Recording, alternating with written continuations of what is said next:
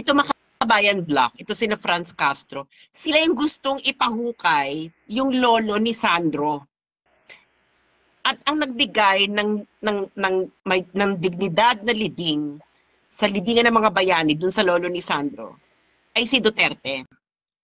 Guys, hindi ito usapin ng utang na loob kung hindi, ano ba mas magandang term kaysa sa utang na loob? Hindi utang na loob ang term dito na courtesy ba? Hi, hello, magandang gabi po sa inyong lahat. Ito po ang Take 2. Ito po pa rin ang inyong favorite American colony traitor Indio na si Sas Rogando Sasot na nagbabalik. Ayan, mainit na mainit itong topic natin ngayon. Sorry po at ako ay nawala. At ayan, nagbabalik po tayo. Okay? Hintayin lang po natin ang ating mga kapatid sa pananampalataya. At ayan, nagbalik uli ako. So, mainit na mainit ang talakayan natin, no? Uulitin natin ang ating mga pinag-usapan. So, good evening, Rose Ann. Yes, Jean, welcome back. Nawala talaga ako, di ba?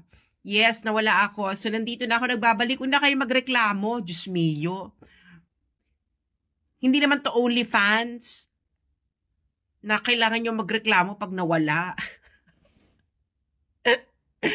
Simpleng live lang ito. Pag nag-OnlyFans na ako, doon kayo magreklamo. Bet nyo ba yun? Mag-OnlyFans ako.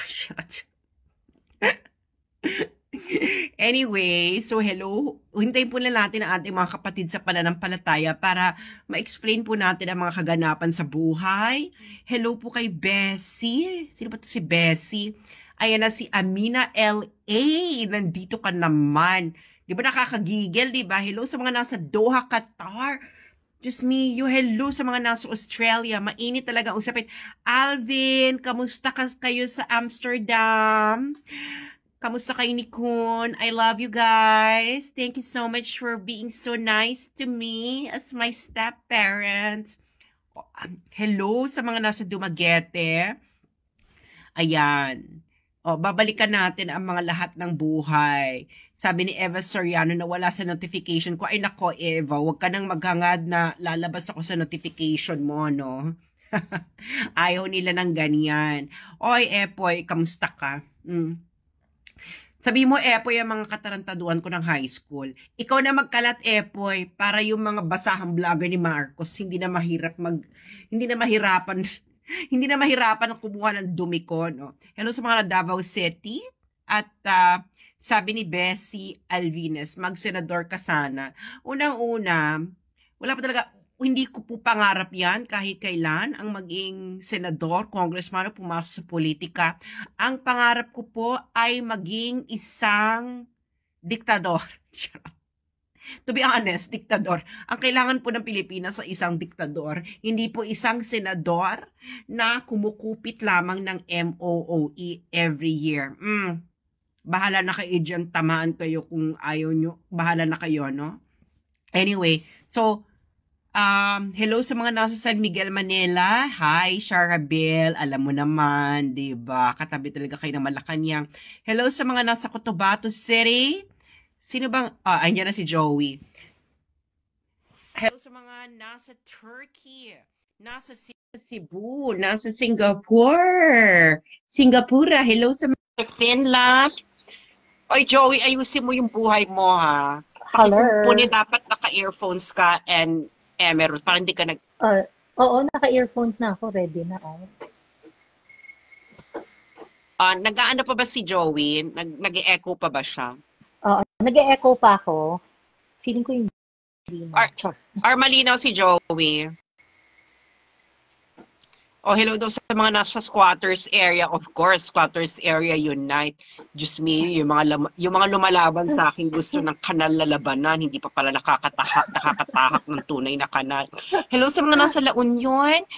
At sabi ni Real Jade, Mrs. Question, if ever the need arise, talaga will you run for senator in the near future? Ay, hindi po. Wala po ko ambisyong maging senador. Ang ambisyon ko po ay i-dissolve ang current political system ng Pilipinas at palitan po ito ng Prime mas maganda. Minister. Ay, hindi Prime Minister. Bala ko pong maging opposition whip. O, bagay mo yun, Bax. Well, pag hindi nagbago yung sistema, syempre, ba't pag sa senador, pag diretso no, presidente, diba? Ayun na nga. Goods daw ang audio. Are you serious? Good ang audio namin. Ayan. O, hindi na daw nag-echo. Loud and clear, sabi ni Jomyong. Oh, loud and clear daw. Anyway, so, hello sa mga nasa Qatar. Ito na pag-uusapan na natin, girl. Alam nyo, guys, gumising na kayo sa katotohanan. Kailangan natin palitan ng ating political system. Okay? True. Yun po, kahit sinong ilagay nyo po dyan, ay lalamunin po ng sistema. Nag-gets din nyo? Lalamunin ng sistema. So, kailangan palitan ang sistema. Anyway, Joey, sa pag-uusapan natin ang mga ang developments ng mga kaganapan sa buhay noon at ngayon mula nang ikaw ay bagets pa lamang. Nakakaloko! Diyos me. Saan ba tayo mag-start? Yung sa HOR ba muna? Sa umpisa ng kaguluhan. Kailan ba yung unang-unang panahon, nitong administrasyon na to, o yung Martin Sara, digmaan. It started kasi dahil dinemote nga ng 'di ba, ng HOR si GMA. Diba? Ang una niyan ay si GMA ay dinemote from the position of senior deputy speaker to deputy speaker. Kahit na yung senior deputy speaker na posisyon ay ginawa. Was actually created for her. Diba?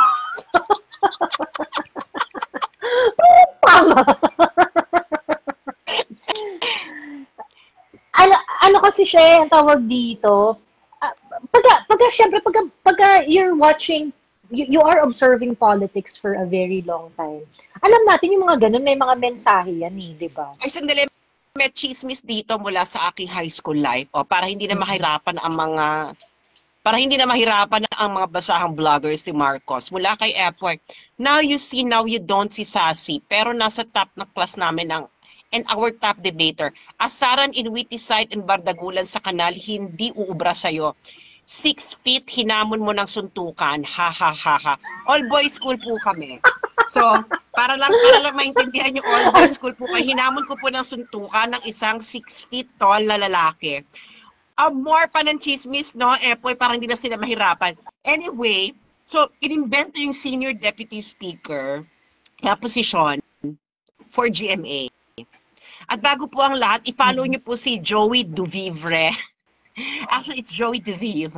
Every day. Yeah. Ayan. Pasensya na, hindi ko masyado pinag-isipan yung pangalan ko. Totoong pangalan ko kasi yung Joey. Ayan. Isa rin po siya sa mahilig mag-ungkat ng mga dokumento at kung anik-anik pang issue. I-follow niyo si Joey, no? Now na, i-follow niyo yan. So, anong masasabi mo nung pagkakademote kay GMA? Ano yung una mo naging reaksyon? Well, si Martin Romualdez wanted to say that there's no new bitch in town. Ganon. Kumbaga parang, GMA, tapos na ang time mo, he's flexing muscles. Yun lang yun. 'Di ba? Na, ako na ngayon ang bida. I'm so sorry. Parang, ganun yung gusto niya ipakita na, well, it has to be interpreted with, with other actions of Martin Romualdez. Kasi kasabay nung pag-demote niya. Patiin muna natin si Peter Serrano. Kilala mo si Peter Flores Serrano? Si Direct. Yes, of course. Si Direct Peter. Okay, tuloy. Aha. So, kailangan maintindihan ng ibang mga tao na nung nangyari yung Tambaluslos event na yon, nung dinemote si GMA, nagko-consolidate ng resources si Martin Romualdez. 'Di ba? Nagko-consolidate siya ng resources noon. Yun rin yung time na nagkaroon ng joint venture siya with DZMM Teleradyo, ganyan. So, yung GMM, ano na patay na wala na, magsha-shutdown na sila 'di ba? So, binili niya. Binili nung, may media company si Martin Romualdez at binili niya yon. And I remember, yung mga spicy BBM supporters, lagi silang sabi na, meron bang masama doon? Meron bang masama? Ganyan. Oh, walang masama. Di sige, legal yung acquire niya or sabihin na natin na gano'n. Pero kung babasahin mo yung mga actions niya, he's really trying to consolidate his resources. Pero ayun na nga, diba? So, tinanggal si GMA dahil nga napapraning sila na meron daw kudeta Eme-Emerat. Eme-Emerat Shimbusta. Diba? Naalala mo pa yung sinulat ni Thinking Pinoy noon, diba? Na parang inano talaga. Ginustify. Na talaga si GMA talaga yung sinisi niya, no? Anyway, moving on. So, si Sara nag-react. Dalawa yung ginawa ni Sara. Anong unang ginawa ni Sara? Siya ay nag-resign as chair at umalis din siya ng Lakas. Umalis siya ng Lakas, oo. And then, nag-post si Sara ng isang cryptic emerald sa Instagram at nilagay ay Tambaloslos. Oo. Kaya ngayon, kaya yun ang naging dahilan kung bakit ang tawag na kay Martin ay Tambaloslos. Tambaloslos. Parang sa lahat ng gagawin mo, wag kang tambaloslos. Parang gano'n. Yung... So after niyan, meron na namang isang Romualdez ang nakabanggaan si Sara. Yung pinsan? Yung Afghan ba to? Pinsan ba yan? Si Babe Romualdez. Remember? Si Babe Romualdez na ating ambassador sa United States. 'Di ba? June yan 'Di ba anong ginawa ni Babe Romualdez? Binibenta niya na sa atin. Diba? Sa Pilipinas. Oo, yung na it's a done deal, ganyan. Ang hindi, nung time kasi na pinag-uusapan yun, kung makapagsalita si Babes Romualdez, nag-tour pa siya sa iba't ibang mga media outlet. Diba? Parang talaga, parang album launch lang. Sir, talaga po, sir. Talaga. Parang may parang may premiere ng pelikula sa New Folk Arts Theater. Oo, talagang mega benta si bakla. Talagang, the message is, it's a done deal, na ito ay makakabuti na. We had done this before, ginawa na natin to, kineme, ganyan. Ang daming pag-uusap until nagkaroon ng Senate inquiry about it. Tapos doon niya inamin na hindi pa pala done deal.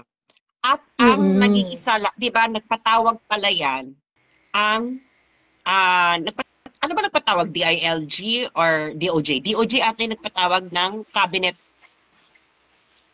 Presidential Management Staff. Presidential Management Staff, nagpatawag sila ng, meeting? Coordination meeting. So, coordination meeting at kasama doon ang DepEd. Yes, doon napasama ang DepEd. So, doon nagkaroon na... Nalaman ni Sara itong kanilang eklavo. At anong ginawa ni Sara? Di nagbigay siya ng statement na she vehemently disagree doon sa action na yun whatsoever.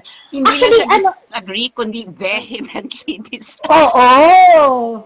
Sobrang very, very strong yung language na ginamit ni Inday doon. Tapos, ano yun, Sase? There were meetings, coordination meetings prior, pero yung meeting na yun, nun lang naisama ang DepEd.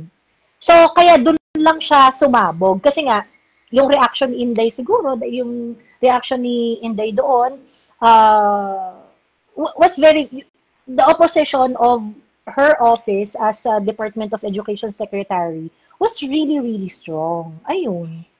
So, ayun na nga, mga friendships, no? Si Sara, binangga-bangga niya na itong mga Romualdezes. And then, finally, after nung Afghan issue, saka lumabas yung confidential fund emerald. even though na yung confidential emirate na yan, yung 125 million na yan, December pa yan at na-eme na yan ng COA, di ba? Oo. So, can you imagine, lumabas yan, hindi yan lumabas ng January, February, March, April, May, June, July, August, September, October, kundi ito lang nung nagbabudget hearing at dyan na inaraw-araw, nilinggo-linggo, si Sara ng kakamping, ng Makabayan, ng mga basahang vloggers ni Marcos. Actually, everyone against Sara Duterte. And then, dahil may pakialamerang bading sa Beijing, dahil may pakialamerang bading sa Beijing, so nakita tuloy ang issue na ang MOOE pala ng Kongreso at Senado ay walang resibo. So doon na ipinanganak ang hindi mo pera yan at nagsalita patuloy si Daddy D, si Digong na i-audit. At nagkaroon sila at hindi nila ito masagot ng maayos ang mga tanong na ito. Nagkakautal-utal sila pag tinatanong sila ng media. I-share nyo naman kayong mga 1 million na nanonood dyan. At i-follow nyo po si Joey Duvie para for more fun, para kung ako'y makulong, ipapahatid ko na lang aking mensahe through Joey. Anyway. Ayan. Anyway, so ayun na nga, di ba? Nagkaroon tayo ng campaign na hindi mo pera yan, na lahat dapat, bawat isang senador, bawat isang kongreso, at wala tayong pakialam kahit kalyado pa yan ni Duterte, na i-liquidate with resibo ang kanilang MOOE. Di ba? So, wala naman tayong pinipili na ikaw lang or ikaw lang. May mga special mention lang, no? Kasi itong mga special mention na ito yung mga nagmamalinis na ano raw sila. Basta malinis sila for transparency, ganyan. So sila yung mga special mention. After the break, Joey, anong ginawa ng Kongreso? Itong November 6, ayan. I remember, yung last natin na live, yung napag-usapan niya natin na interesting tong November di ba? Na-mention na natin to nung last na live na pagdating kasi nitong November, basta mag-open itong bagong session, itong from magkaroon ng resumption ng session. Isa sa mga napag-usapan namin is kung paano magkakaroon ng linyahan. Kasi mag-aano na yan magko-consolidate na yung magkakakampi dyan Malalaman natin kung sino yung magbaback up kay Martin, kung sino yung mga... And true enough, ganun ginawa nila ngayon. Nagkampi-kampihan sila. Nagkampi-kampihan at ang ginawa kay Gloria, tuluyan ng binikbik. Correct. At si Sec Ungab, si Rep Ungab. Pero this is predictable natatanggalin lahat ng kaalyado ni Sara sa ganung posisyon. Si Ungab at si GMA. Diba? At ngayon, anong masasabi mo doon yung sa statement ni Sandro Marcos? Nanggigil ako, Bex. Nanggigil ako kay Sandro. Pwede natin basahin. Meron ka ba dyang access? Basahin. Yes. Eto nga, nakakapanggigil tong si Sandro. I mean, great guys, wag naman siyang tawagin Sandra at Charisse, no? Let's still respect Sandro. As Sandro, pwede naman natin siyang i-criticize na wag ganyan. Oo, na ano naman yan, I think pwede niya siyang tawagin, Little Tamba. Oo, Little Tamba. O diba, mas cute. Little Tamba talaga. Little Tamba. Tambilita, pwede tambilita. Tambilita. Tambilita. Sige na ka, tambilito. Baka sabihin, mini-misgender natin. Tambilito. Little Tamba, edi tambilin.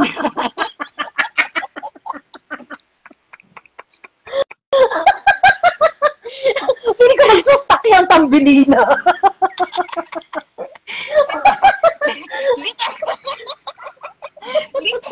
Little Tamba, bahay ni Tambilina. Oo, Diyos me. Ito yung sabi ni Little Tamba. ni Little Tamba. Sabi niya, during the break, there were threats against one of the house members and the house itself. So I believe this is a show of solidarity, not only towards the speaker, but for the institution as a whole and its sanctity. Hindi sandali Gusto ko may I believe siya, di ba? I believe. So, I believe. Sandali lang Just to be fair may access ka ba, Joey, kung ano yung sinabi talaga ni PRRD, yung about kay Franz Castro? Teka. Huwag ka Nakakaloka. tawaging Charis. Pwede namang Little Tamba. Little Tamba. Diyos me. Diba? Teka lang. May papirma pa si Tamba ng resolution. Huwag nyo ang tawaging Sandra. Little Tamba.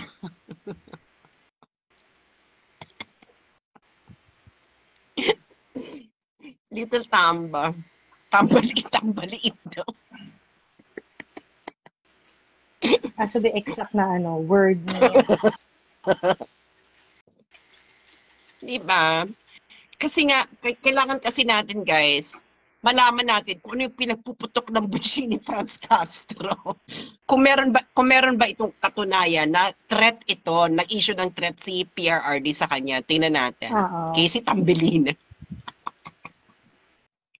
Teka, asan yung hinahanap ko yung exact quote kay Little Tamba. Ito kasi talaga yung pinaka-tumambling ako kay Little Tamba Oo. Tawag dito, gets mo na, to a certain extent, pwede nating maintindihan na, syempre, pare-parehas yan, ipoprotect nila yung, yung kapwa nila, yung, pero wow, talaga, solidarity on takipan, and protecting the sanctity of habang kinukuha ni Joey yung exact na sinabi ni PRRD, ang nakakagulat kasi nito mga kababayan.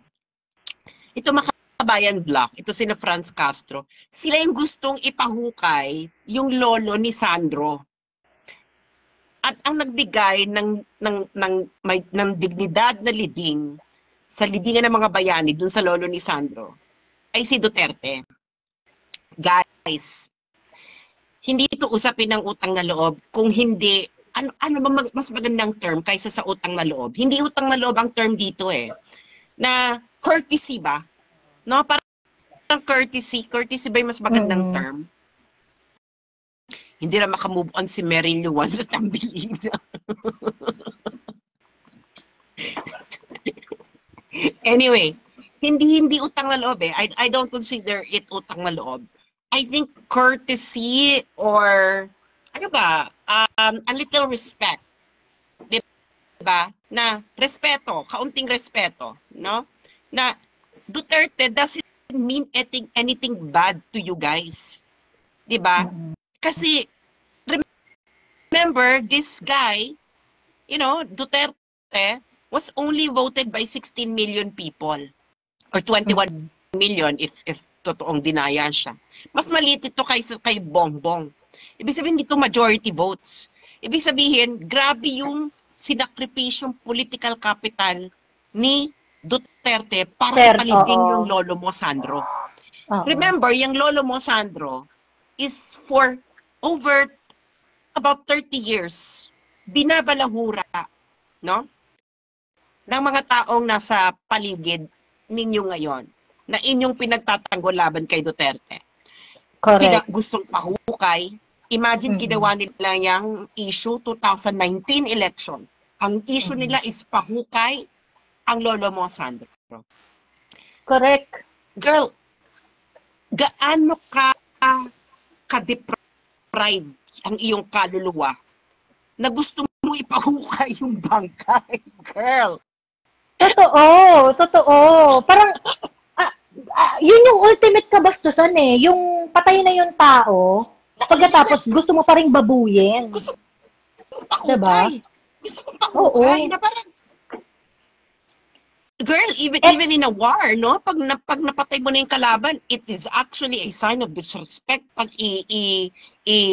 desecrate mo yung bangkay nung kalaban mo sa gera yan, ha?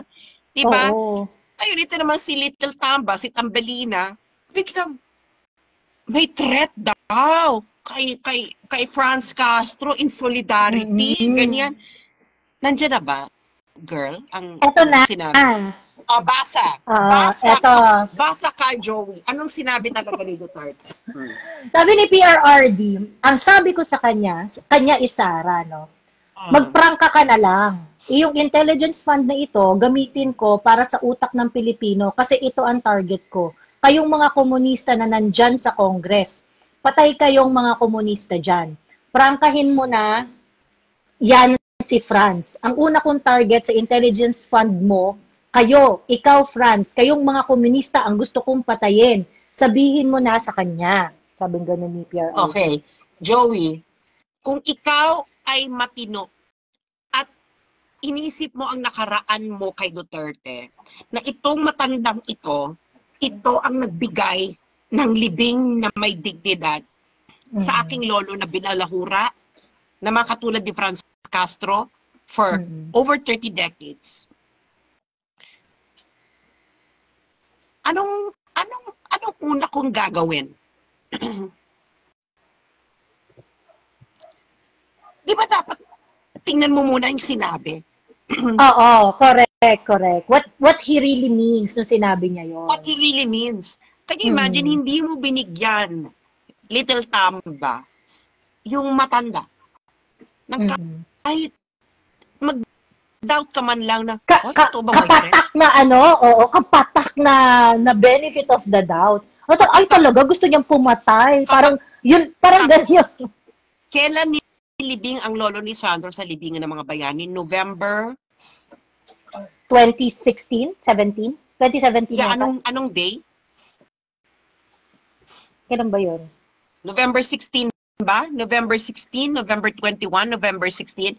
Guys, kailan, anong eksaktong date inilibing ang lolo ni Sandro? Hindi, anong exact date? Hindi, Patricia, November 2016 yon. Hindi yan 2017. Anong exact date? November yon eh. FEM. Burial. November 2016 yon. November 18, 2016. Oh my God, 2016 pala.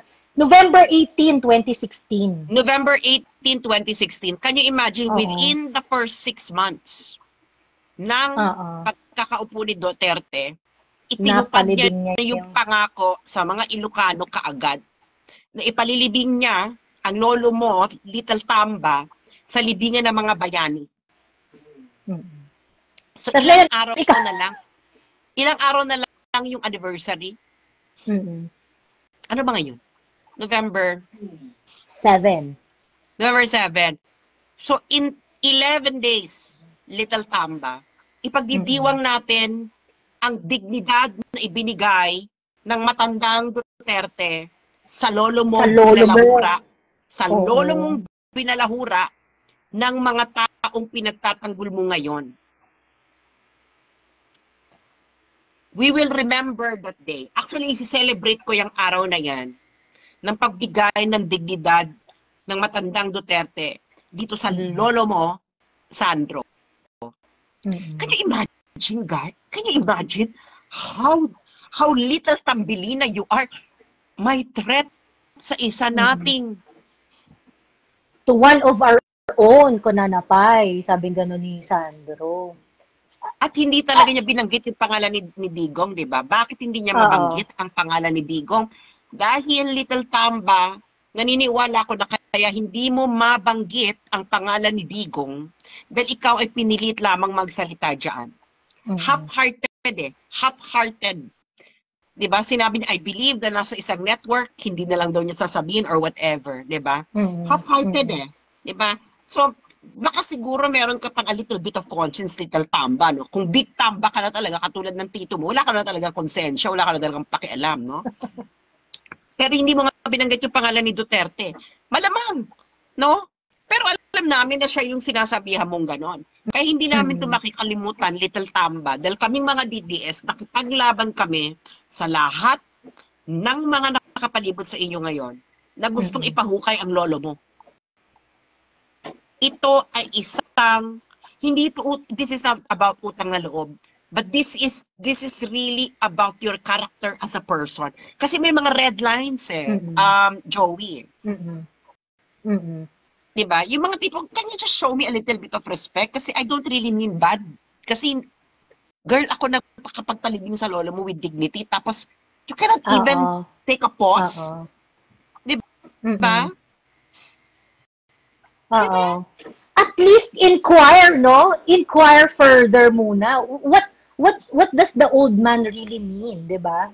When he uttered those words, well, no sinabi yun ni PRRD, he was talking in line with the use of confidential fund and intelligence fund.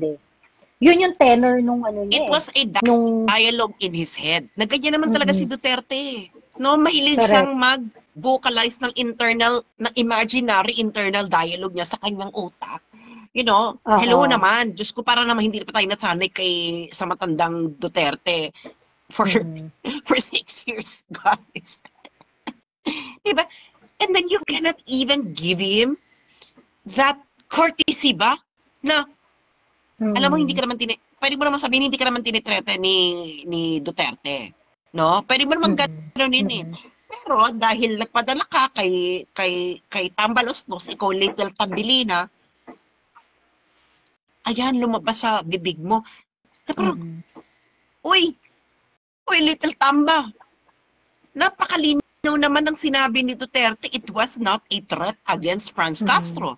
Diba? Dapat inisip mo, little Tamba, na, shit, itong si Franz Castro, isa sa mga gusto magpahukay sa lolo ko. Can you imagine kung gaano ka-deprive yung tao na gusto ipahukay yung kamag-anak mong nakalibing na? True.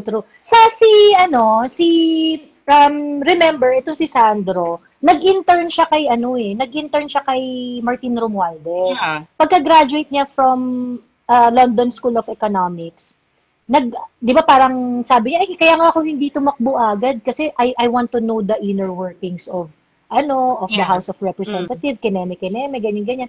Until, eto nga, nung tumakbo yung tatay niya, tumakbo na rin siya. So parang ilang taon rin yata siyang nag-intern kay Martin Romualdez. And apparently, nakikita namin, Sandro, kung ano yung mga natutunan mo kay Martin Romualdez. Exactly. Kasi it's not good. Kasi, parang, dude, ako doon talaga ako nagulat na parang, ganito pala ang mga alta. Diba? Girl, alam mo yun, na parang, are you serious? Na parang, hindi,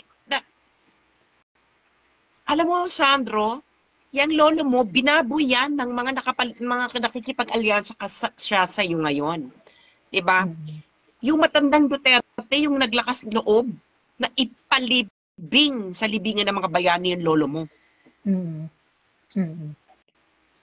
Tapos, hindi mo lang mabigyan ng, alam mo yun, parang benefit of the doubt na, tama ka sa sinabi mo kanina, may mga linya kasi na hindi mo dapat binibreach, even in the jungle of politics. Yes. Even in the jungle of politics, na may mga linya yan na hindi ka dapat lalampas doon.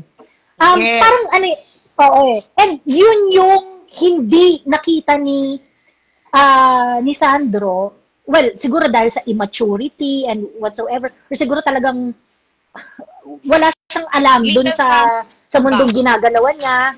Little tamba talaga Bax, kasi yung death, no? Yung mga ganyang bagay, ay, hindi, kahit ordinaryong tao, maririmarim dun sa mga pambabastos na gagawin ng isang, kahit kapitbahay mo yan or whatsoever, ganyan. Ngayon, pag dinala natin yan sa politika, na alam natin na lahat ng kilos mo sa politika ay may cost. Okay? Lahat ng kilos mo sa politika ay may cost. Hindi mo naisip na yung pinagbibintangan mo na nagsisret, wala man lang process na ganun kasi, Sandro. Yun yung problema, Sandro, eh. Hindi ka man lang nag-process sa isip mo na, okay, I am going to support my uncle, which is sa totoo lang, expected ko naman talaga susuportahan ni Sandro yung tito niya, eh. Expected naman talaga yun kasi Sandro is not really that very bright. So parang feeling ko susunod lang talaga siya sa Agos. Ang problema, in doing so, Sandro, you did a blunder that we can never forget. And sa totoo lang, itong specific na statement mo na to would cost your political career moving forward. Kasi makikita mo sa mga tao. Kasi talaga, walang, hi Chris of Amsterdam. Hindi utang, ayokong gamitin yung utang na loob, eh. This is not the exact term, eh. Basta, hindi rin respeto, delikadesa, or maybe,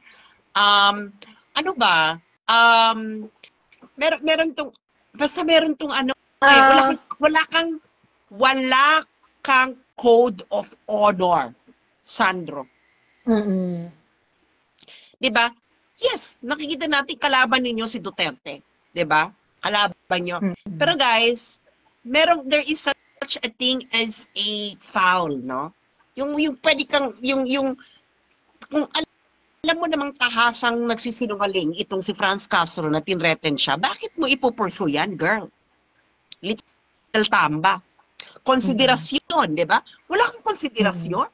Guys, 'di ba? At gusto ko lang i-remind ito si Martin Romualdez. Kung hindi kay Ferdinand Edralin Marcos Sr. Senior ba siya? Junior? Senior, di ba? Kung hindi kay FEM, walang Romualdez. Let's just be very blunt. Di ba? Aminin niyo, kung wala si Ferdinand Edralin Marcos, walang Romualdez. Kung wala si Bacoy Sr., walang Romualdez. Wala ka.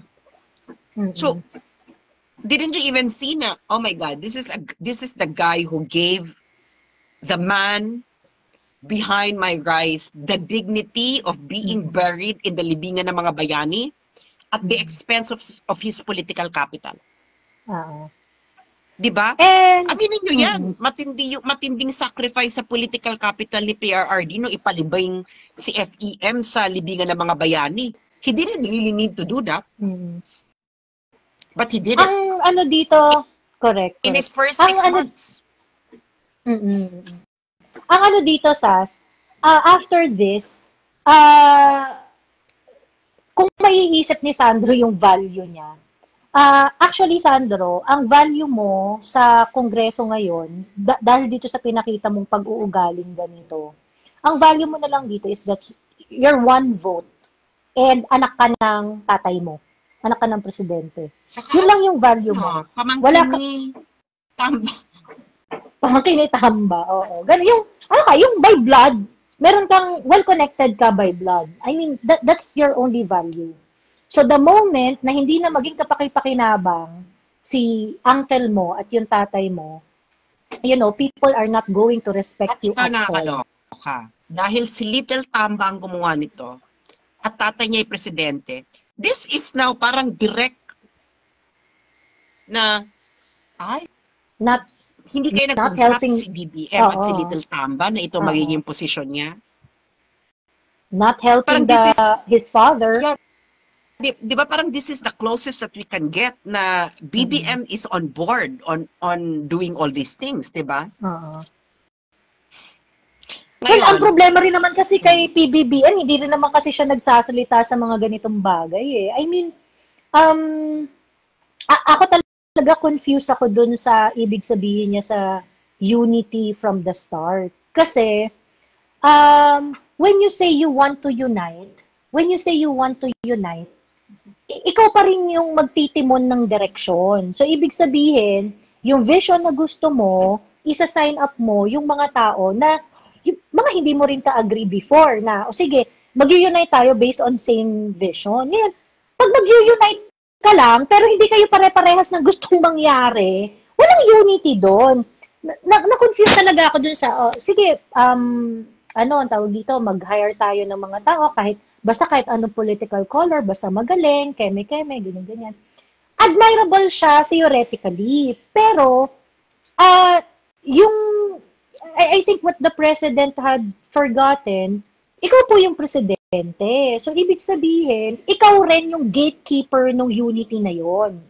So ibig sabihin, pag merong mga tao under you or who fought side by side with you para dyan sa unity na inaano mo at hindi nila ginagawa yung unity, ikaw dapat yung tagapalo ng kamay. Oy, ba't di kayo nag-unite? Ito yung goal natin. O, ba't di kayo nag-unite? And the president is not doing that. Yun yung nakaka-frustrate. At ang nakakaloka, ang tinitira ngayon niya nila is yung the other half of the unity. At wala siyang say doon. At wala siyang masabi doon, di ba? Wala siyang masabi diba? doon. Alam mo yung lumabas tuloy, hindi ko alam kung ganito si McCoy Sr. ha. I cannot know because I haven't lived during McCoy Sr. Pero this McCoy na version, parang, sino to? Di ba? Imagine, ka-unity mo, hinahayaan mong balahurain ng pinsan mo at ng mga kamag-anak mo at ng ganito. Tapos ito ang pamilya na nakapagpalibing sa tatay mo sa libingan ng mga bayani after 30 years. Girl, kung ako ginawa ng ganyan ng isang tao, no, iisipin ko talaga, alam mo, hindi to masamang tao eh. Meron lang talaga tong gustong sabihin, ano ba yan? Can you imagine? Pinalibing yung tatay mo ng gano'n na may dignidad? Pagkatapos, didn't even give them the courtesy of interpreting, of asking them what they mean, or talagang gamitin niyo yung mga utak ninyo. Nag-aral ka naman sa LSE, Sandro. Di ba? Napakadali naman ang, Diyos ko Lord, reading comprehension. Just diba? me. So, ngayon, itong si Tamba naman, nagkaroon ng S-pitch. Oo, nakakaloka. Ang S-pitch niya. Ano yung S-pitch ni? Anong masasabi mo sa kanyang S-pitch? Basahin muna natin yung sinabi niya. Sabi ni... Teka. Nakakaloka. Eto pa, part kasi ng speech niya, meron siyang paano-ano eh. Meron siya parang titindig kineme, yung mga ganon. Meron siya mga ganon. Sabi niya, tatayo ako laban sa sinuman na nananakot sa atin para masunod lamang ang gusto nila. Titindig ako, tayong lahat, para sa kapakanan ng bayan. Sabi niya, yun yung sabi niya. Eto, ano yung sabi niya? Nananakot, masunod lang ang kanilang gusto. Okay. Eto. Of course, ang inaano nila dyan ay si Duterte. Ano ba yung gusto ni Duterte? Oo. Mag-liquidate sila. Oo, bukasan ng libro. Yun yung gusto ni Duterte. At nanakot si Duterte na he will ask every soldier, every businessman, every eme, ganyan-ganyan. Every farmers, every... So, yun yung pananakot. At yung gusto niya is mag-liquidate kayo. Yung gusto ba ni matandang Duterte, is this for his own good?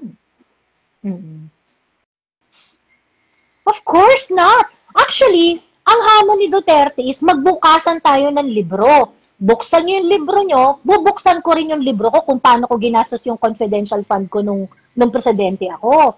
Yun yung exact na hamon ni PRRD. It's not just them. 'Di ba? Ngayon, kung hindi niyo bubuksan yung ang sinabi doon ni PR, kahit sabi nga ni PRRD doon sa ano niya, sige, kahit ba mauna ako eh. Kahit ba maguna ako maglabas eh. So ang hamon niya is buksan ko, buksan niyo din, 'di ba? Sandali lang, meron dito Apple, sabi ni Jerry, anyari sa unity nyo, nakipag-unity na sa kakamping. Yung kabila nakipag-unity na sa kakamping. Jeric, kayo na ang ka-unity ni Marcos. Oo. Congratulations! Joey. Ayun. So, ano nga yung pinag-uusapan natin? Yung magbubukasan ng libro. Ayun, magbubukasan ng libro. So, yun talaga yung hamon ni PRRD na buksan ko yung libro ko, buksan yung libro ninyo. And I will call every na ito yung gusto ninyo eh. Gusto ninyo magkaanuhan tayo. Sigaw kayo ng sigaw ng audit dyan. Then, let's do it once and for all. Sinong makikinabang nun? At ang tayo na i-audit, i-liquidate up to the last centavo ang kanilang MOOE, bawat isa sa kanila. Correct. Kasi hindi natin alam. I mean, it is not a public knowledge pala na hindi pala sila nag-liquidate via receipts. Diba? Nakakaloka. Hindi natin alam, wala nakakaalam ito. Bigla na lang dahil may pakialamerang bading sa Beijing, nakita niya ang ganitong issue at kanyang inilantad. Kaya nga wala kami pinipili dito, no? Nilantad niya. Senador, kailangan mag-liquidate, ha? Nilantad niya ang pinagbabawal na technique sa legislature. Diba? Kaya sila nagambala, kaya sila nayanig, di ba? Kasi nga, kung totoong parang sa bayan ka, kasi ganito, Joey, meron pa siya sinabi sa speech niya na pinoprotect, parang yung binanggit niya yung power of the purse ng legislative. Ngayon, eto, Martin, makinig ka. Ewan ko sa'yo, Joey, kung mag-a-agree ka. Sabi mo hindi ka mag-a-agree. Alam mo naman tayo, pwede tayo magbala-hurahan, no? True. Sabi ni Martin Romualdez, binanggit niya ang power of the purse ng legislative. Okay? At ito yung over the executive. Totoo yan. That's really a part of the function of the Congress. Yung power of the purse. Ngayon, Martin, that power has, dahil may power, with great power comes great responsibility. Ang ibig sabihin niyan, ano ba naman to si Jeric, ang ingay, nag-aaway-away ng mga ka-unity. Yeah, kasi nga nagkampihan na ang mga kakamping at mga Marcos. O ano masasabi mo yan, Jeric? Kayo naman pala ang tunay na magka-unity. Oo. Diyos ko na, mablock na nga ito. Anyway, so, ngayon, makinig. So, ngayon, with great power comes great responsibility. Kung ikaw magdedemand ka ng transparency at liquidation at resibo kung paano ginagastos ng executive ang kanilang budget, dapat ganun ka rin. You have to lead by example. Kasi kung liquidation by certification ka, what gave you the right to demand other people to produce receipt up to the last centavo, ikaw naman pala hindi ganun yung patakaran mo sa sarili mo. Correct. Ikaw pala, bababa na standard ninyo sa wala kayong moral ascendancy to ask questions during budget hearings on how they spend their money. Kung kayo mismo, hindi nyo ginagawa yun. Oo, diba? Kasi ang Kongreso ba at Senado umuupo sa budget hearing at inuusig sila kung paano nila ginastos yung MOOE nila. Di ba hindi? Correct. So, ibig sabihin, yung gusto ni Martin Romualdez, he wants absolute power of the correct, and that is scary. No accountability at all. Correct. At they do not want to... Can you imagine sila rin magdi-determine kung paano sila i-audit. Correct! Diba? Parang, ang justification nila, diba? Ang justification nila sa system of certification is that meron, yung mga ginagawa daw kasi nila ay hindi for public consumption. Ang mga ginagawa daw ay mga sensitive, kineme, ganyan-ganyan. So therefore, hindi raw ito dapat, ang tawag dito, hindi raw dapat ito basta-bastang nasisiwalat. So kung Kung kaya, tiwala lang tayo sa certification nila. Pag sinabi nila, ginastos nila ito sa ganitong pamamaraan, yun na yun. Diba? At ano kasi siya? Too burdensome daw ang too rigid. Correct. Yung mga teachers, down to the last centavos, they will have to liquidate kung magkano man yung mga budget na binigay sa kanila para sa certain program or whatsoever. Lahat ng mga government employees, if they're going to get money from this government, they will have to follow certain accounting guidelines that will reveal up to the last centavo kung paano nila nagastos yun. Pagkatapos kayo, pipirma lang kayo. Di ba? Halimbawa, ito si Franz Castro. Di ba, nagpa-interview siya kay, sino ba itong nag-interview sa kanya? Si Michael Fahatin at ano itong isang babae?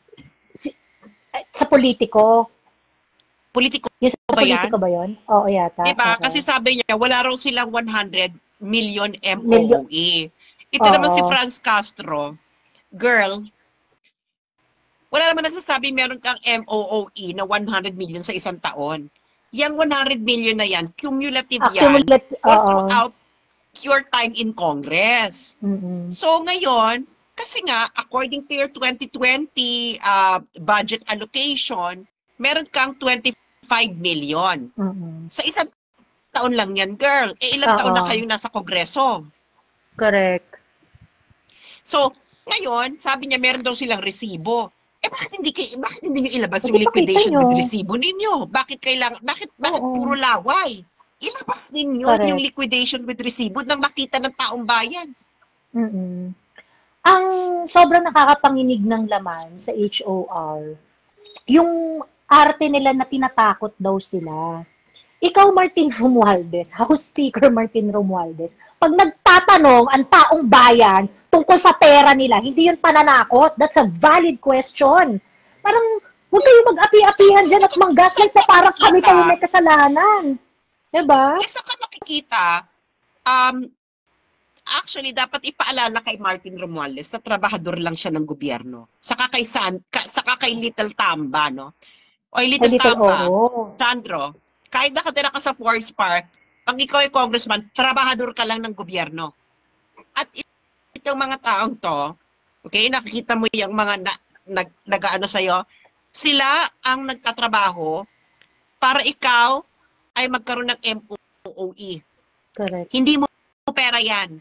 Okay? Correct. Pera yan ng bawat magsasaka, pera yan ng bawat mangingisda, pera yan ng bawat Metro 8, pera yan ng bawat cashier, pera yan ng lahat ng manggagawang Pilipino, okay? Mula mayaman hanggang CEO, Little Tambalina. Okay? So, hanggang sa pinakadayok-dok na Pilipino, hanggang sa pinakamayamang Pilipino, accountable ka doon, Sandro. Pag ang boss mo, makinig ka, Little Sandro, Little Tambalina, alam ko naman nagtrabaho ka na, di ba, sa corporate world. Pag ikaw pinaghawak ng boss mo ng pera at nag-demand sa'yo ang boss mo na asa ng liquidation nito with resibo, mag-iinarte ka ba ng ganyan? Kung mag-inarte ka ng ganyan sa corporate world, baka sinampal ka ng amo mo, no? Bakit kayo naging victim ng hihingi ng liquidation with resibo ng pera ng taong bayan? Magdadrama kayo? Ang mga nagdadramang ganyan may tinatago. True. True. It should be liquidation with resibo. Meron kayong audit, isa-isa sa inyo. Hindi labas yun na eh. Ang tagal-tagal. Nag-break na kayo, hindi wala pa kayong nalalabas na mga dokumento. Hindi dapat mahirap tong conversation na to eh, sa totoo lang. Kung public servant kayo at nirerespeto nyo ang sambayan ng Pilipino, hindi dapat mahirap tong conversation na to. Dapat, nung dinemand ng tao, kung paano nyo ginastos yung pera namin, ready kayo dapat to explain. Ready kayo dapat to explain. Nung pinag-uusapan namin sa TikTok to, Sas, kasi parang, paano ba nila pwedeng makomply ito in the most practical manner? Ganyan. Kasi iniisip ko, for example, how many years are we talking about here? Since 2013? 2013 yung reso, di ba? Na parang doon na plakadong-plakado na certification na lang talaga yung kailangan nila. So 14, 15, 16, 17, 18, 19, 20, 21, 22, 23. So at least we have 10 years na, sabihin natin 9 years kasi yung 2023 next year pa yan eh. Sabihin na natin na gano'n.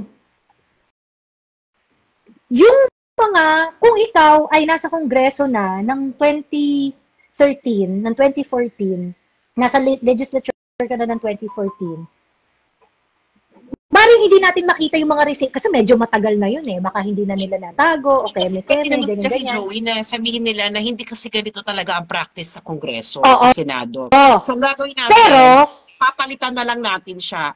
I-reform natin ang Kongreso, ang sistema, ang Senado, next moving year. Moving forward. Kasi ganito din nakaugalian namin eh. Pasensya na kayo, ganito talaga yung nakaugalian namin. Parang, which is a reasonable explanation. Parang pidak lang yan eh. Parang yung pork barrel lang yan, di ba? Tinanggal.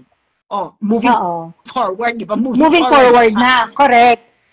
Pero hindi eh. Kaso nagsalita si Ping Lacson na nagtatago sila ng resibo, kineme-kineme, na nagle-liquidate daw sila using receipts. Yung mga ganong ebas ni Ping Lacson. So ngayon, ang pinakakatanggap-tanggap dito, ganito po, no? And I really hope na yung mga kongresista at mga senador na tahimik dito sa hindi mo pera yan, dito sa hashtag hindi mo pera yan, I really hope that you are writing down all the activities and programs where you use your MOOE and extraordinary funds. Okay? Kasi hindi naman mahirap mag-liquidate with resibo kung may resibo ka talaga. Record, correct. Kasi may opisina yun, may staff ka eh. Part yun nung ano nyo eh. Kaya ka nga entitled mag-hire ng mga staff and everything. Para may taga-tago ng libro nyo eh. Diba? Parang hindi naman yung senador mismo, yung congressman mismo yung mag-liquidate niya.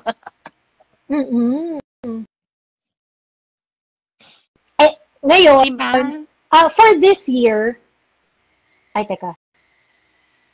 Nag-freeze si sa akin. Wait lang, ha? Ikaw rin nag-freeze ka. Ayan, nag-freeze ka sa akin. Sorry. Ayan, nag-freeze ka sa akin. Ang tawag dito, for this year, I think there should be no reason for them to present receipts. Diba? For this year, for 2023, wala silang reason para hindi makapagpresenta ng resibo. Diba? Yeah. I mean, doon lang po tayo sa I really hope na lahat ng mga senador at saka ng mga kongreso na nakikinig, kung hindi kayo nagsasalita about dito, you should be at least presenting all the activities and programs and all the transactions that you did in the past na pinagkagastusan ninyo ng inyong MOOE. Okay? Ngayon, for this year, 2023, there is... Kaya dapat isa publiko. Diba? Sorry, nag-freeze ka sa Sabi ni Jaime Domingo, sa ibang bansa pa ganyan din, wala ding accounting. Alam mo, Jaime Domingo, pumunta ka sa US Congress. Hanapin mo, i-google mo lang, Statement of Disbursements. Detalyado yan. Makikita mo doon yung pagkakaiba sa Pilipinas. Dito sa China, walang sweldo ang members ng Congress, ng New People's Congress. Wala silang sweldo. Ayan. So, parang nalaglag, nandiyan ka pa rin, Joey. Narinig mo ako? Ay? Ikaw naglalag sa akin. Naglalag ka ba? Ayun, nakangang ka sa akin. Sige na, tapusin na natin ito, mag-last words na tayo para pangit ang ating connection na. Anyway. Anong parting words? Go. Well, yun nga, ang tawag dito, nakakapanginig ng laman yung mga turn of events this past few days. Kasi, yung mindset ni Sandro, nakakasuka.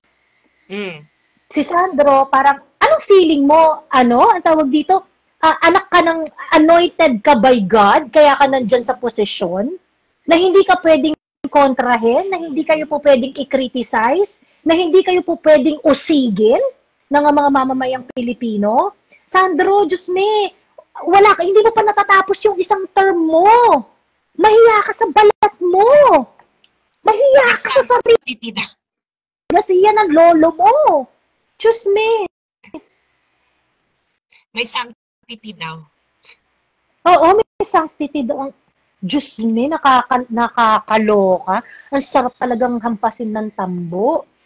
Ngayon, for the House of Representatives, dito kay House Speaker Martin Romualdez, I really want everyone to really listen to the things that they are not telling us. Kasi they are in full blast sa panloloko. But yung mainstream media, they would really do everything to make you believe doon sa narrative nitong House of Representatives eh. They are not worried. They are not asking about how the money in the legislature should be audited. They're not talking about it. So, dapat tayong lahat, tayong mga botante, ilang best lang natin na exercise yung yung boses natin eh.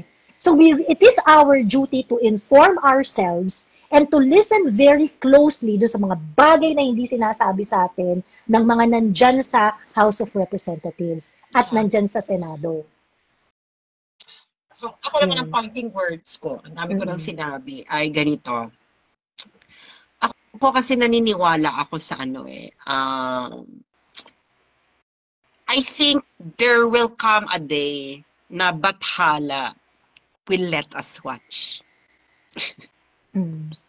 Yun lamang po. Magandang gabi po sa inyong lahat. At hanggang dito na lamang po at medyo mahina na ang aking connection. Thank you so much sa mga nanood at i-share nyo kung meron kayo napulot na aral dito. At i-follow nyo si Joey. Mga leche kayo. Thank you. Bye!